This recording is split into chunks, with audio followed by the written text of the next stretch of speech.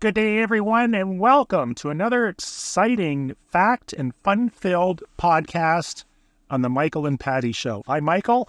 And I'm Patty. And today we're going to discuss a topic that would be of huge advantage to people looking to sell their properties and those real estate agents that are looking to list them. Today we're going to be discussing AI, artificial intelligence, and everything you need to do to make your listing stand out so you can reduce the days on market and possibly increase how much you get for your property. Yes, it is definitely a marketing must in today's day and age, and you would be doing yourself a disservice if you didn't incorporate AI into, for our industry, what we do every day. AI has been the biggest thing that's come along in real estate since sliced bread or digital cameras.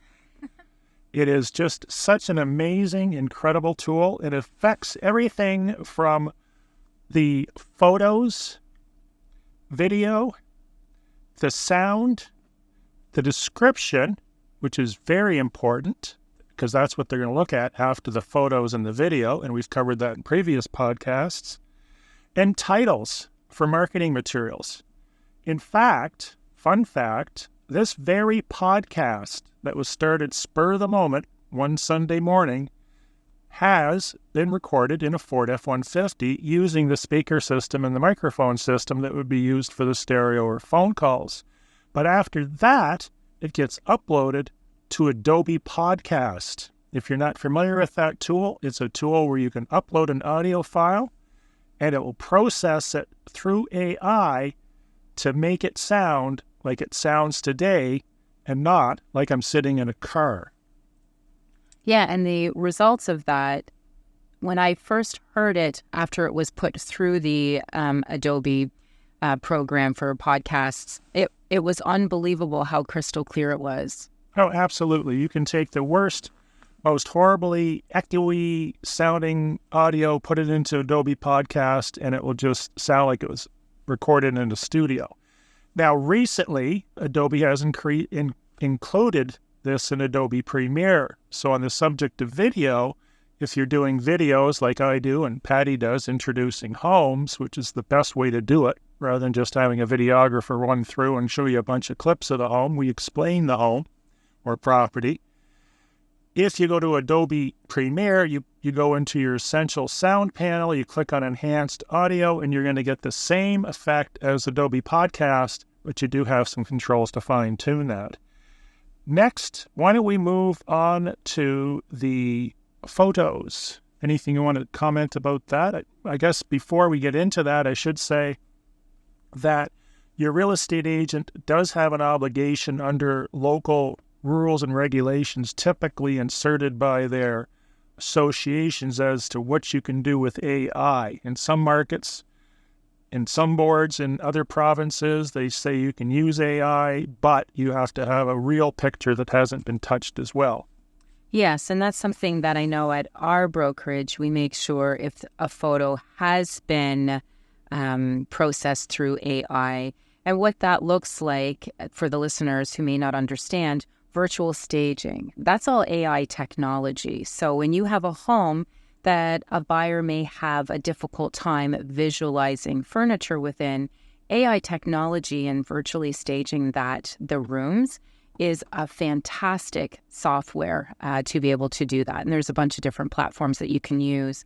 However, it really does enhance your property if it is empty, if it doesn't have furniture, or if, let's say, you have tenants in the home and it doesn't show well, AI technology goes as far as to remove the content that is in the room and will put in newer, nicer, staged, more modern furniture. So these are some of the tools that you need to just make sure when you're selecting a real estate professional that they have at their disposal and they know how to use. Right, and specifically the tools that Patty and I are using, and there's a multitude of them out there, and they will develop as time progresses, and you're seeing AI introduced into everything, including all the Adobe Suite products, is we use Photoshop, Adobe Photoshop. Patty uses Canva, which is an awesome tool. And we also use a program called ACDSee, which I've been using for decades, and it's just a great tool. It doesn't have AI yet. I'm sure they're working on it, but it's a great tool for processing photos as far as resizing, renaming. You can edit photos in there. It's a super quick little tool. So if you haven't checked out ACDSee, do that. Now, as far as photos, there's basically two genres, if you want to use that word, or types of photos we would use for your typical house, indoors and outdoors. So with outdoors, what used to take us potentially many, many minutes or hours to fix, now we can do in AI with a single command in a fraction of a second. For instance, removing garbage cans, vehicles, dogs. If we're looking at a beach scene in AI, you could add sailboats, you could put people on the beach, you could remove buildings, add trees, remove trees. You could take the front of a house, and I think this is really interesting. You talked about staging. Well, staging is typically a word that real estate agents use for the inside of a house, but let's say we have a house that's dated. It's 30, 40 years old. It's never been touched. The roof is horrible. The siding is dark green. The driveway is cracked. What if we took that picture of that house and then processed it through AI to bring it all up to date and had a picture of that, either online, indicating that it's been enhanced with AI and it's a conceptual drawing or photo, or included on the showings. When they walk in, they can see what that old heritage, terribly taken care of home could look like today if they did some remodeling. Make sense? Yeah, no, I like that idea. And I wouldn't say necessarily heritage homes, but older character homes, because some heritage homes have their rules and they're not allowed to make some changes to them. So, but if you do have a home and you can't see past, like Michael had said, the ugly green siding, or, sometimes people can pick some pretty loud colors, we will call them. It is a great idea to use AI to tone it down, to make it look like a little bit more modern and fresh, and the potential, because not everybody's visual and able to see those kind of things. Right. And we could also, let's say the photo is taken on a cloudy day. We've got 3 weeks of cloudy days ahead. We can't get a nice blue sky. AI will add that sky. So there's a lot you can do to make those pictures look a lot better. And as we know from previous podcasts, there's first 4 or 5 pictures that are really going to grab the attention of that potential buyer. So it's really important as a real estate agent and a seller to look at those photos and say, is this going to sell me on the product? And a nice, bright, sunny day with a blue sky is going to be a lot better than a cloudy, dreary, gray day. Stepping inside, we have a house listed or had that had a really dated kitchen, 40-year-old kitchen, plywood doors. It just wasn't nice, old vinyl countertop. You can see the thing. It's a granny house. No offense, granny. I was able to take this into Photoshop and basically say, create a modern kitchen. And you use a base image, and it will it actually created 4 different versions of this modern kitchen. I actually sent them to you, Patty. What did you think? I thought they looked really, really good. So if you were showing this house and you had people walking through it, they're going to go into that kitchen, they're going to go, oh, granny kitchen. But let's say on the kitchen, we have pictures of the concept drawings of what it could look like if it was updated. And you could do this in any room, right? No, absolutely. I thought it was a great idea just to have those perhaps either scattered around throughout the home or, offered on a kitchen island if there's no furniture in the home, so that as the buyer goes through, if they feel like it's a little bit dated and, just not sold on it, having those kind of images available to them can help them reimagine the space and what it could potentially look like. Great. So moving on, unless you have anything else to cover in regards to photos. Next thing we're going to get into is the description. Now, the description on our MLS system will allow you to have up to 2,000 characters with spaces. So we have to work within that little confines of that box per se. And we use grading tools. One of the things that I'll do, I don't know about you, is if this house has been on the market for 4 or 5 times or whatever, I'll take the old descriptions, I'll put them into Microsoft Word, I'll grab those points that are interesting, if there are any, and I'll put that as my base when I start working with AI.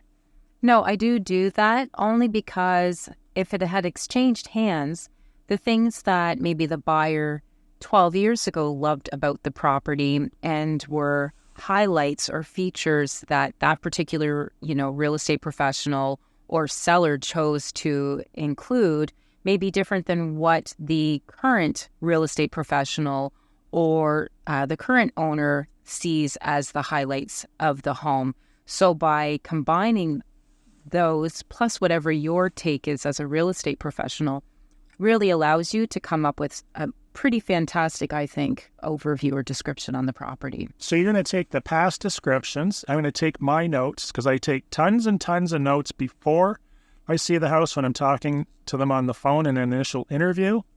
I also take tons of notes with them and while I'm walking through the home. And I also ask them to produce a list of items that they love about the house or what originally caused them to purchase this home. No, I usually ask my clients too, when they purchase a home, to write down some of the things that they love. What made you select this home? Maybe put it in your folder. That way, one day, sometimes separations happen. Sometimes, relocations for work, downsizing, upsizing. And if you're tired and exhausted and you just want out, you're not thinking of those things. So sometimes that's always a good point. I always keep those notes too. Right. So you've got that base.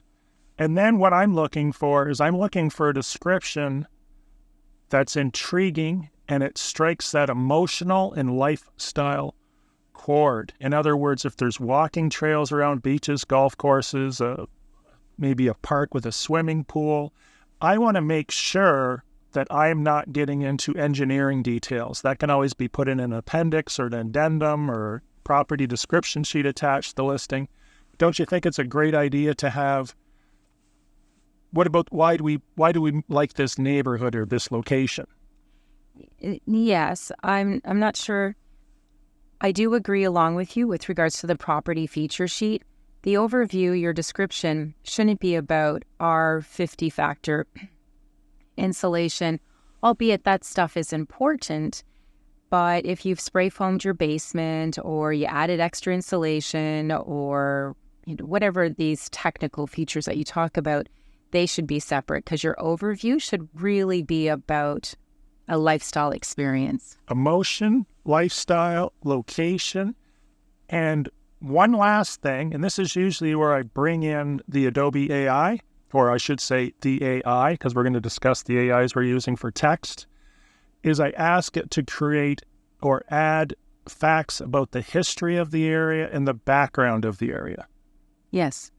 So if it's in a subdivision, when did it start? What was it based on? What's unique about it? Is there a stream behind it, a river, or mature trees?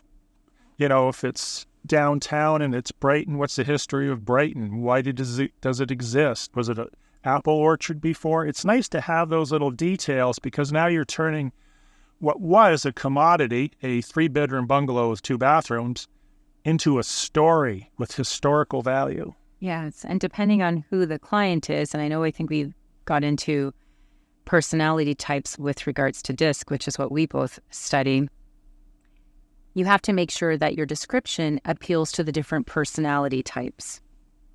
Right. And finally, to top it all off, the cherry on top of that description is it's search engine optimized. You SEO it for Google and other search engines, if there are any, and you make sure that it pops up all the time because you've also made it search engine friendly.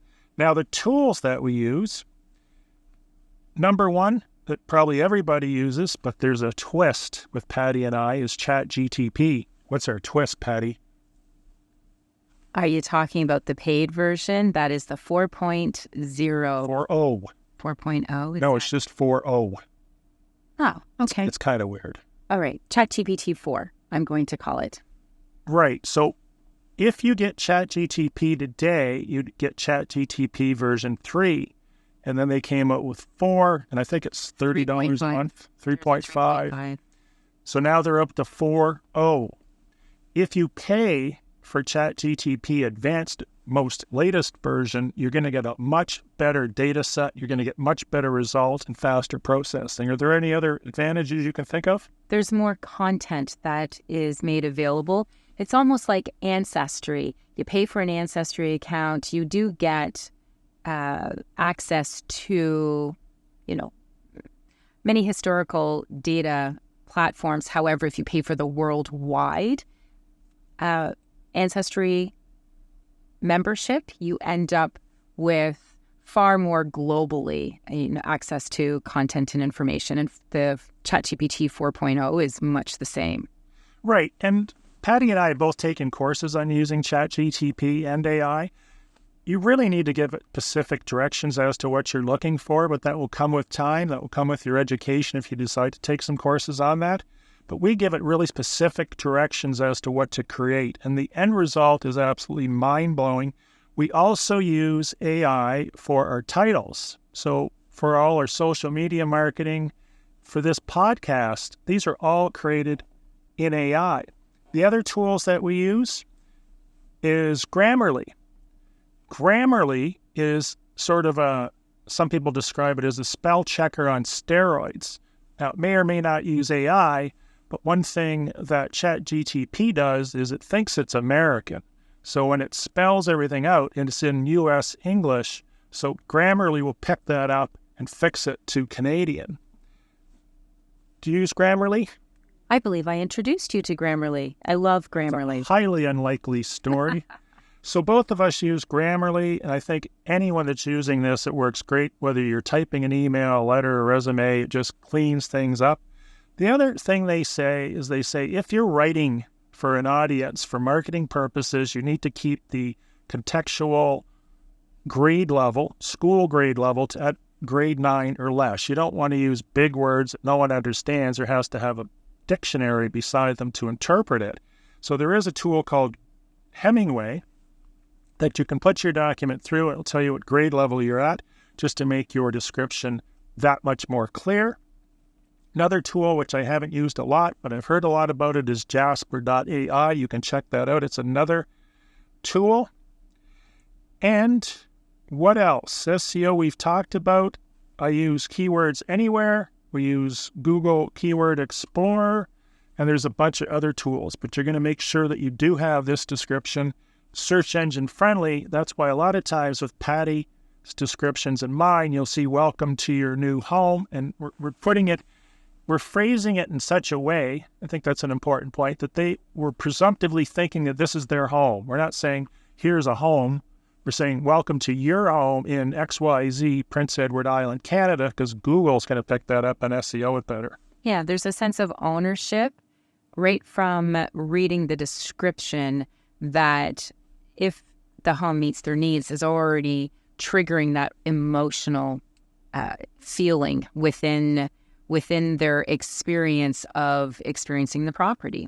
Right. And another thing that Patty and I do that's been super, super helpful, not to add really creepy, is we'll go through the house and wherever there's any personal pictures, we'll remove those, but then we'll create the potential purchaser's Facebook page and replace those pictures with their families so they think it's their home. I do not. Imagine that. You're going to see a home. Oh, there's Uncle Bill. Oh, there's Uncle Ray. Oh, what's Grandma's picture doing in the fridge? That's really taking the experience to trying to personalize and customize it to a whole new level. I think that would work great. I think I've covered it. I have nothing else to say. No, and also as a real estate professional, we have access within our CREA platform that we have to also be able to access keyword searches. So what through Google, what through our MLS database, what are potential buyers putting in as search words? That is also available if you're working with a real estate professional. We have access to all of that within our software programs that we have. So it's really, really important to hire a professional. As much as many think that, and I wouldn't say many, there is a percentage of the population out there that don't really understand and see the value of what a real estate professional does. These are all the things. It's not just a matter of taking some pictures, putting up in a sign and praying that it sells. There's so much more that goes on behind the scenes. And again, just preparing the marketing material, which is what this whole podcast was about, and how we're incorporating AI into enhancing and making our marketing better on properties, which again, like Michael said at the beginning, decreases days on market and potentially can increase your sale price, is why you really should consider hiring and finding a real estate professional. And make sure your professional is a techie and they understand AI and they have a background in marketing, because really what you're doing when you hire a realtor is you're hiring a marketing company that just happens to specialize in real estate. And every little tiny detail matters. There's a reason why McDonald's will spend 3 weeks making one photo of that Big Mac, because they know how impactful that photo can be on their potential audience. I appreciate everybody listening. I hope everybody is going to subscribe for more fun-filled podcast episodes with Patty and I. Maybe one day we'll even have another guest. So be sure to subscribe. Follow us on Twitter, YouTube. We both have a newsletter. You can find out about more PEI real estate tips, tricks, traps, general information about Prince Edward Island, and listings before they ever appear on realtor.ca or anywhere else. Yes, I believe that just about covers it all. Have a great day, everybody. Take care. Thanks for listening once again. Bye-bye.